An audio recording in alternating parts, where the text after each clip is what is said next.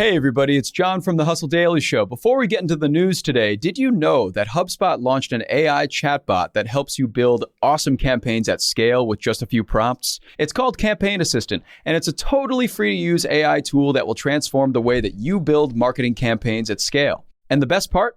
It works seamlessly with all of HubSpot's marketing and sales tools to scale your output across email, social, and more. So AI your way into the most effective campaigns yet at HubSpot.com/campaign-assistant. Good morning, everyone. It is Wednesday, November 1st. I'm Rob Litterst here with Clarke Dent, and this is the Hustle Daily Show.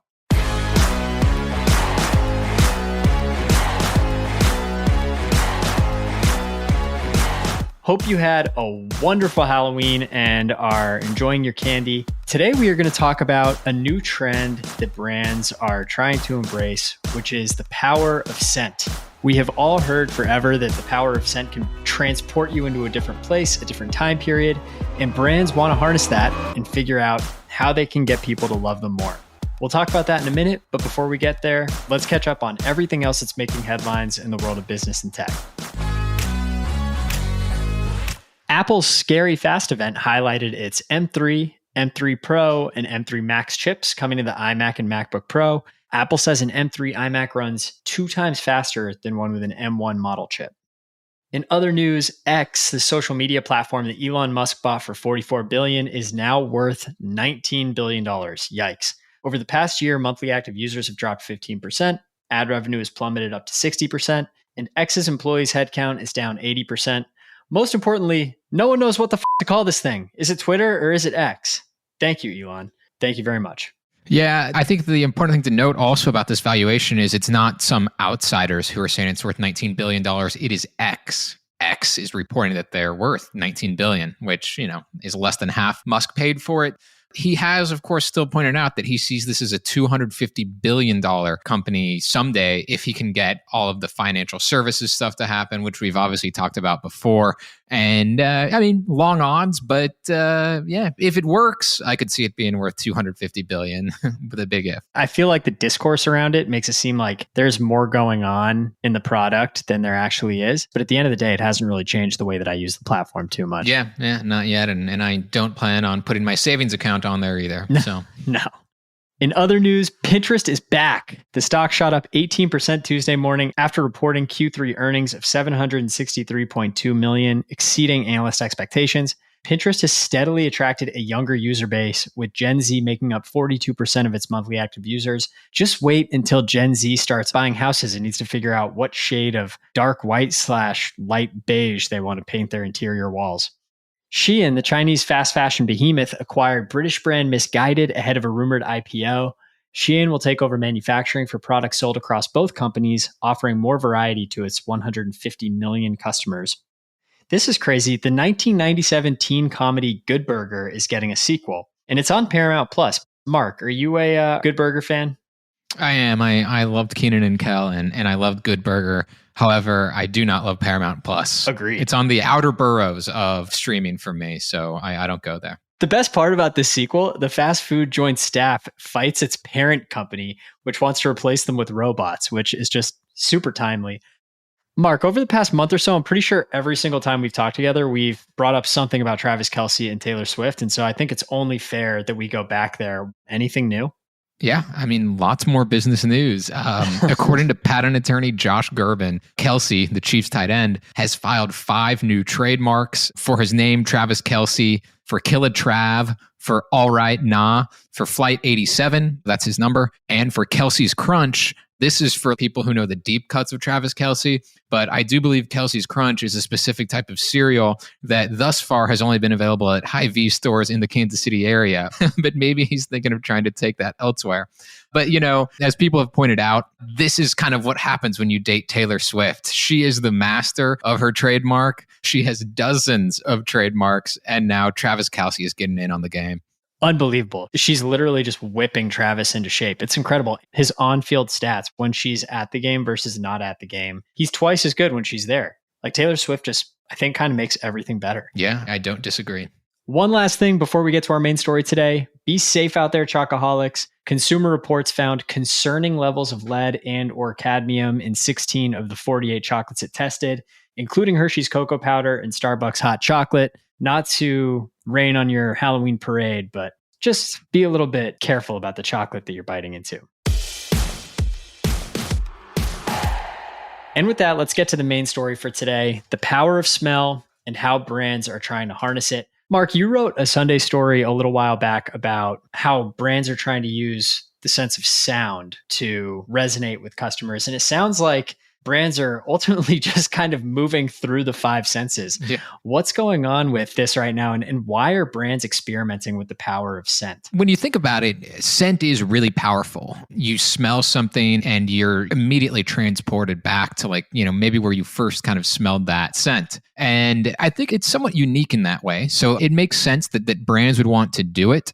I think it's a little bit less clear of how you do it. I mean, it goes without saying that you cannot smell through a phone. You cannot smell through a television. You can smell through magazine ads. Very true. And as we know, they have been using that for a while. And Abercrombie has also used it. Department stores, they've used perfume and things like that. But, according to the New York Times, there's new ways people are trying to use smell as a marketing tool. MasterCard, for instance, has commissioned custom fragrances inspired by the brand's logo for its experience centers. But here's the thing. I'm very skeptical of all of this, particularly as it relates to MasterCard. When you're talking about a MasterCard, does anybody really want to have a good smell associated with a piece of plastic that they just use by habit anytime they buy something? And secondly, an experience center. That means they're catering to an extremely narrow band of people who know what an experience center is and who would go to said experience center. What's really funny, you bring up a really good point. I think the power of smell is so powerful. I literally have people in my life who I tie so deeply to a certain smell that anytime I smell anything close to it, I immediately think of them. Weirdly, one of my friend's moms wears this perfume that I sometimes catch a little sniff of, and it brings me right back to being in fourth grade, sitting on his couch. Yeah. It's freaking crazy. And I mean, the funny thing about this is I think a lot of brands unintentionally do this. If you think about new car smell, the auto industry has kind of already been doing this almost organically. It's this really kind of happy scent. It's oh, nice, I got a new car. I just think back to sneakers and basketball shoes. If you walk into a shoe store, I guess Foot Locker or Dick's or whatever, you immediately kind of get that smell of rubber and all of the other fabrics that are going on. And I don't know, man, it brings me back. It feels good. So it is a super powerful sense. And it obviously can kind of hold precedence in the mind, but I'm kind of with you. I think when you start trying to invent what your scent is and please customers with it, that's when you kind of lose the script a little bit. I don't trust these companies to actually do this well. Even Abercrombie, who had a very distinct smell. Well, yeah. Most people make fun of it, right? It's well, totally. But in 1999, they weren't making fun of it. They were walking into the store. I was buying bottles of it. Yeah, that's true. Yeah, they are not anymore, clearly. And we know that company has had some, frankly, horrendous business practices that have been revealed since the late 90s. Totally. But I also get why companies would be interested in trying to experiment with smell and trying to create their own sort of scent. And that's because it's really hard to get people's attention, which is the top reason why brands are using sound as well in their marketing, is because it's just really hard to get someone to notice you. And if you have just this sort of quick sound like Netflix does with ta-dum, you immediately are okay, Netflix. And I feel like a scent could have a similar kind of Pavlovian vibe to it as well. But here's the thing, the sound hasn't really worked all that well. Right. As you mentioned, I did a story on this just a couple of months ago. And, most sonic logos are unrecognizable.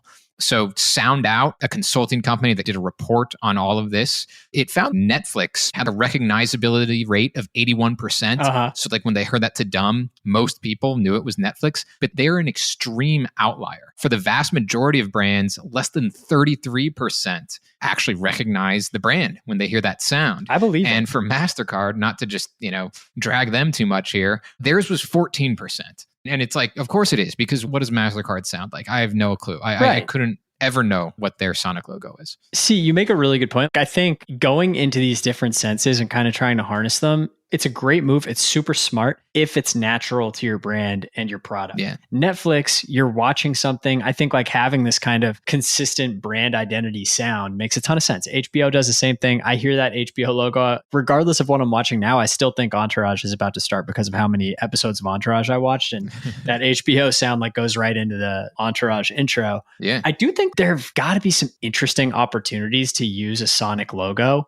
One of the biggest issues with sound is that companies are not nearly consistent enough. Sometimes you'll see an ad and a company won't even use its sonic logo. Yeah. And with scent, again, like unless you're just a department store or something like that, you can't just consistently put out this scent Right. that makes people remember you. So, I mean, taking even a step further up the chain, I think the idea of MasterCard having experience centers is just really weird and don't really get it to begin with. yeah. I don't know. Maybe that's just me. No, it's not just you.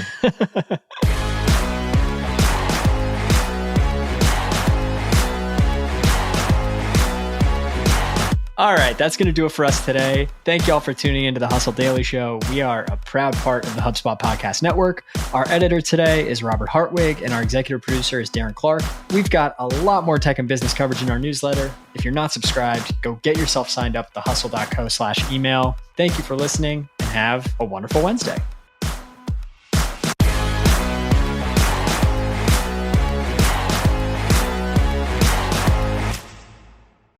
Let me tell you about a show that I've been loving lately. It's called Entrepreneurs on Fire. It's hosted by the incredible John Lee Dumas. It's available now on the HubSpot Podcast Network. Entrepreneurs on Fire stokes inspiration and shares strategies to fire up your entrepreneurial journey and create the life that you've always dreamed of. I'm a big fan of this podcast. It has energy, it has value, and it's all about learning about entrepreneurship. I was just listening to an episode the other day. JLD interviewed Jay Rogers, who was such a wealth of information. He kind of went into how entrepreneurship chooses you. You don't necessarily choose it, and that failure only happens when you stop trying to win. A lot of gems in this one. So I highly recommend checking out that particular episode along with the rest. So go listen to Entrepreneurs on Fire wherever you get your podcasts. Hey guys, if you listen to the Hustle Daily Show on Google Podcasts, we want to let you know that the option will no longer be available pretty soon. Google is sunsetting its podcast app sometime in early 2024 in favor of YouTube Music, and we want to give you a heads up before it's too late, since that time's almost here. The Hustle Daily Show is available everywhere and anywhere that you listen to podcasts, like Apple Podcasts and Spotify. If you're using YouTube Music, we are there as well. If you're an Android fan, there are plenty of apps like Overcast, Pocket Casts, Player FM, and more. So just search for us wherever you decide to listen to your favorite podcasts.